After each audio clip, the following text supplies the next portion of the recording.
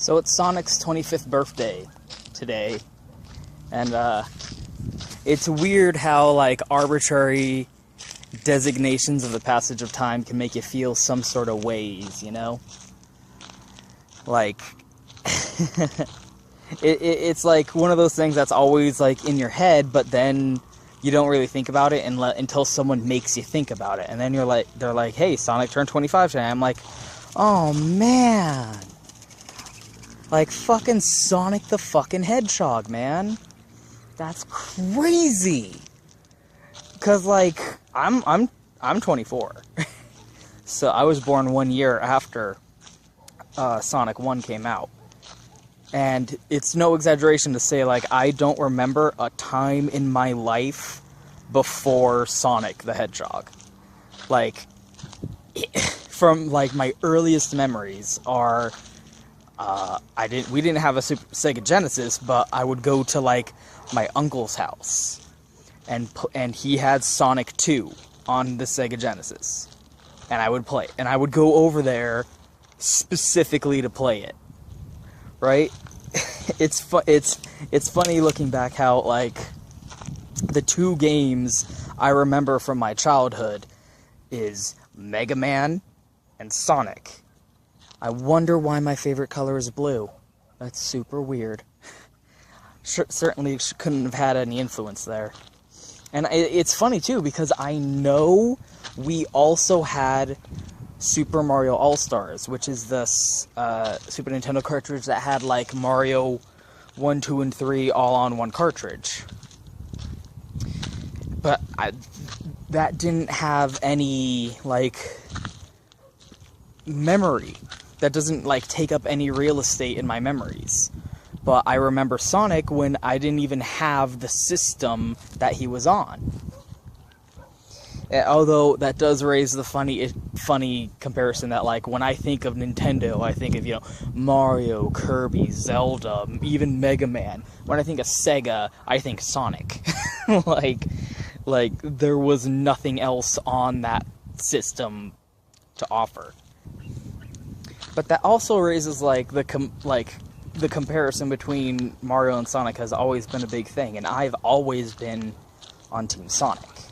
Because Sonic, to me, is a way more interesting, like, mascot than almost any other video game mascot. And, of course, the 90s and the early 2000s were the time of video game mascots. And of all of them, Sonic is the one who had probably the best character to him. Because when you think of Mario, like, he doesn't even really have a character. You know, he's just the generic hero dude. Like, he's a humble little plumber guy, and he goes and saves the princess. Like, that's as classic as it gets. And there's, like, nothing to him, like, as a personality. And even other mascot, like Mega Man, he doesn't really have a personality either. Especially the original one. Like, Mega Man X had a little bit more going for him, but even then, like, they're still just generic jump and shoot men. Sonic always, from day one, defined himself. Like, he had animations in-game. You didn't even need to read a page out of the fucking manual the game came with to learn about what Sonic's deal was. You could see it right there. You press start, stage 1 Green Hill Zone. If you don't touch the controller for too long, for like 7 seconds or something like that, Sonic starts getting all, like, frustrated and impatient, and he looks at the screen and he's like, we going? What the fuck are you doing? Like, he's Sonic, he's the fastest thing alive, and you're just standing there like, hello, we got an adventure to go on. From minute 1, he was unique as a video game mascot, because he had personality. He had, he had a non-conventional personality, too. Like, he was like, the 90s was the age of oh so edgy, and yet he was like a child mascot. So he had tude, hyphen tude, you know? it's actually kind of funny, like, looking back on everything the 90s had, and thinking Sonic's actually kind of subdued compared to fucking all of the, like, Rob Liefeld isms of the 90s. He was always kind of defined as, like, the Pepsi to Mario's Coca-Cola. You know, like, humble, you know, everyman, save the princess, traditional family values, and then the cool, edgy, rebellious, too cool, Kate with a K for school with a K. But, like, it's easy to, like, kind of stick your nose up at that, but there were even other things about the game that set it apart, too. It was a game that had kind of an environmental bent to it. I mean, the main villain of the game was a fucking human doctor who looked like fucking Teddy Roosevelt. And he was an industrialist. You know, he was paving over the, like, lush wilderness landscape and constructing, you know, like, mechanized places. Like, there was one level that it literally had an oil river to, like an ocean of oil to it, and there was all mechanical, and his robots were powered by putting animals inside of them. With every end, like, when Mario stomps on a Goomba, he just killed someone. When Sonic runs through a robot, he's freeing an animal that was trapped inside. He's rescuing his animal friends.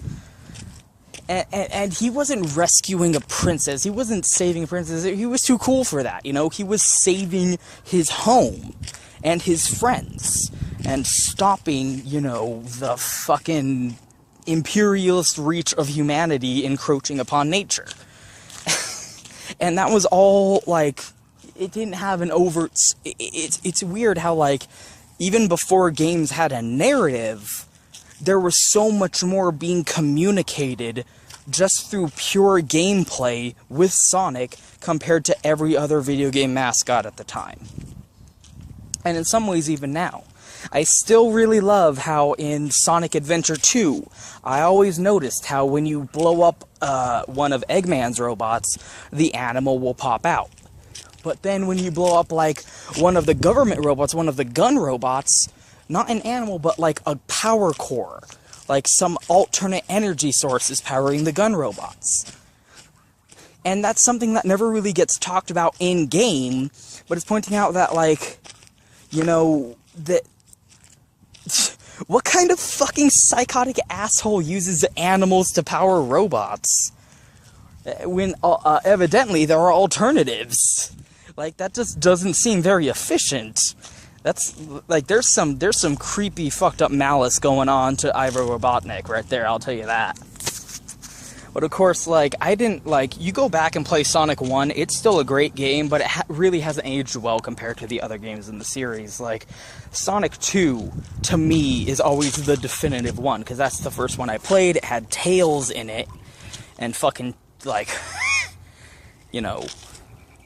I don't know if you could tell from my username, but I kind of have an affinity for foxes for a reason, and that reason was Miles Tails per hour.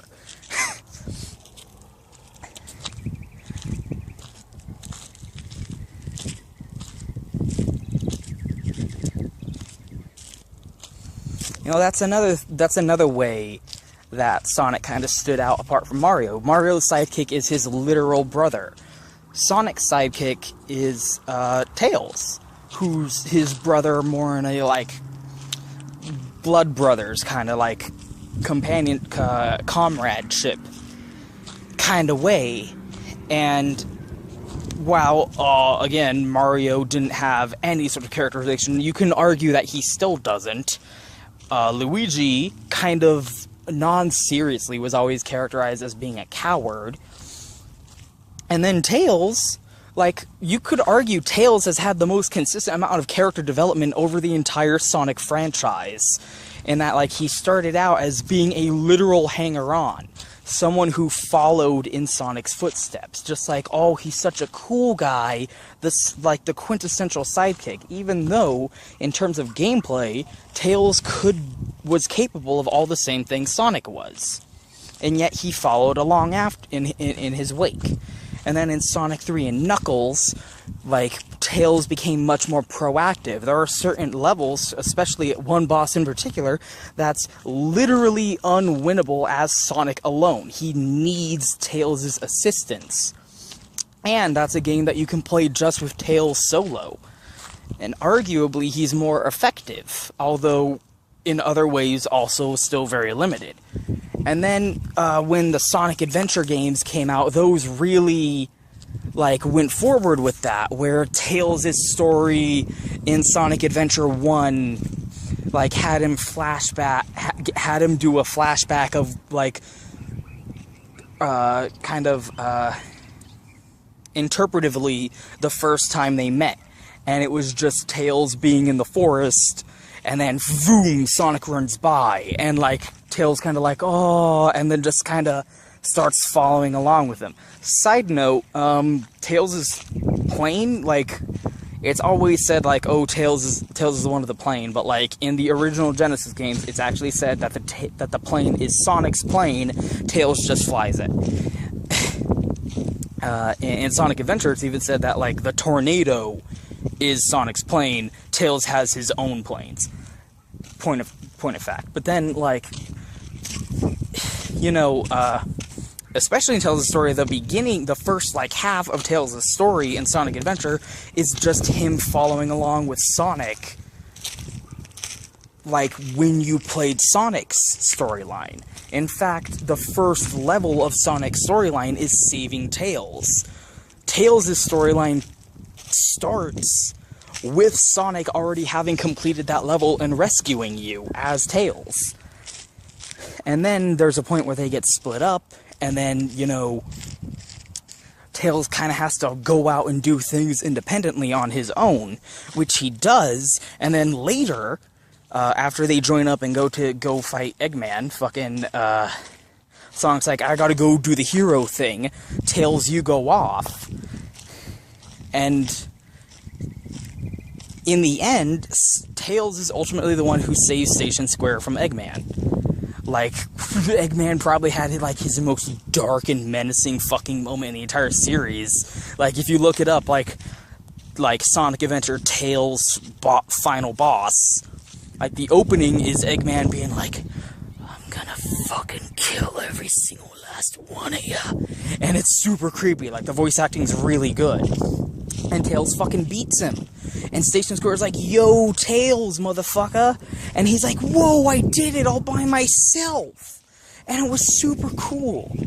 And then that gets brought back in Sonic Adventure 2, when it's shown that, you know, Tails is the one who got idolized for saving Station Square, not Sonic, and got rewarded with a Chaos Emerald for his efforts, which doesn't really make any sense because of plot holes, but whatever. And then at the end, like, when Tails thinks that Sonic died, he fucking steps up and he's like, I'm gonna beat the shit out of you, Robotnik, you fucking killed my buddy, I gotta step up here and do this shit, and he fucking does, and it's the coolest shit. And then, you know, you gotta kind of skip a couple games because Sonic 2006 kind of fucked everything up for everyone. But when you get to fucking Sonic Colors, the writing in that game was really good, by the way. Tails was much more overtly, you know, on sort of an even ground with Sonic, even though, like, he didn't, like, engage with the action, but you know, they were separate but equal, you could almost say. Like, Sonic can't do what, like, Tails do what Sonic don't, in a way. But even still, at the end, like, Sonic pushes Tails out of the way and, you know, takes care of business after guaranteeing he was safe. But then, in Sonic Lost World, there's a little bit of a rift, and it's super funny how, like, the writing in that game is also really good. The writing in the last couple Sonic games has been really good. And at the end, some part in the middle, Tails gets kidnapped after getting into arguments with Sonic about certain shit. And they're gonna, like, fucking, roboticize him. And Tails does some shenanigans with prehensile Tails, which apparently he has now. and reprograms the thing that's going to roboticize him so that he maintains control. And then at the end, when they're like, oh, now you gotta fight your buddy, Tails is like, nah, and starts blasting motherfuckers with an arm cannon, like he's all Terminatored out, and he's got a fucking Mega Buster, and it's super funny. And he's like, yeah, suck it, I'm awesome now. That was even an element that came into play in the BioWare RPG for the Nintendo DS. How after Sonic left, for whatever reason, for however long, Tails really started to take the leadership role. Oh, just so much cool shit. Like, Sonic's one of those series that really doesn't get any credit. I mean, it still does have that reputation to it, and it's super annoying, because... you know, there's a chart out there called, like, the Sonic Cycle, which is still true, where it's like, oh, a new Sonic game gets announced, everyone goes, LOL, Sonic sucks, every Sonic game since the Genesis has sucked, someone brings up 2006, then they play it, and they're like, oh, a new revival for Sonic, he's back, you guys, oh, it's so unexpected that it's good again, and then, you know, everyone forgets and the cycle repeats itself. Like, Sonic 2006 really was the only really bad Sonic game. I mean, Sonic Heroes was mundane and forgettable and Shadow. Well, funny story, when I rented Shadow the Hedgehog as a kid... oh my god, I'm falling. When I rented Shadow the Hedgehog as a kid, I rented it and a game called 25 to Life. Which, if you've never heard of, there's a reason for that. And let me tell you, you know that saying where an ugly woman starts looking better when you put her next to an even uglier woman? That's true for video games too. You take a game that's pretty bad, you put it next to a game that's even worse, it starts looking pretty decent by comparison. If you wanna play Shadow the Hedgehog, let me recommend you play the game 25 to Life beforehand. It'll look like a fucking magnum opus in comparison. But like, 2006 really was the only, like, Sonic Boom notwithstanding, was like the only bad Sonic game in recent memory. Sonic Adventure on the Dreamcast was good. Sonic Adventure 2 on the Dreamcast was good, and they both got GameCube reboots, which are remakes, which are also good. You know, they haven't aged incredibly gracefully, but at the time, they were good, and I still think they have their charm to them now if you can play them and appreciate them in the context of their own time. Sonic Heroes, again, mundane and forgettable, and Shadow was... let's just be generous and call that a spin-off. But then, you know, Sonic 2006 came out, and it was literally worse than the Holocaust. So, you know, it's not incredibly unfair that Sonic's reputation got a little bit tarnished by that game, but it's been 10 years. It's been 10 years since Sonic 2006. Can we move the fuck on? Can we get over it? I mean, how many games has there been since Sonic 2006? Unleashed, which was good. Not great, but good. Sonic Colors, which was the best recent new Sonic game in recent history. Fucking Genesis was good. Better than Unleashed. Also had its own flaws to it. And Lost World, which is also good. Like, none of these games have been bad. None of these games since Sonic 2006 have been bad. Again, Sonic Boom notwithstanding, I don't count it. It wasn't made by the same people. It wasn't made by Sonic Team. It's not their fault. Okay? It's nobody's fault. That was just a tragedy, and we could all move on together, okay? So, like, I don't know. Like, people can snark and sneer, but as far as I'm concerned, 25 years, Sonic's still going strong. And I'm looking forward to what's coming next, because there is a new Sonic game that just got announced recently.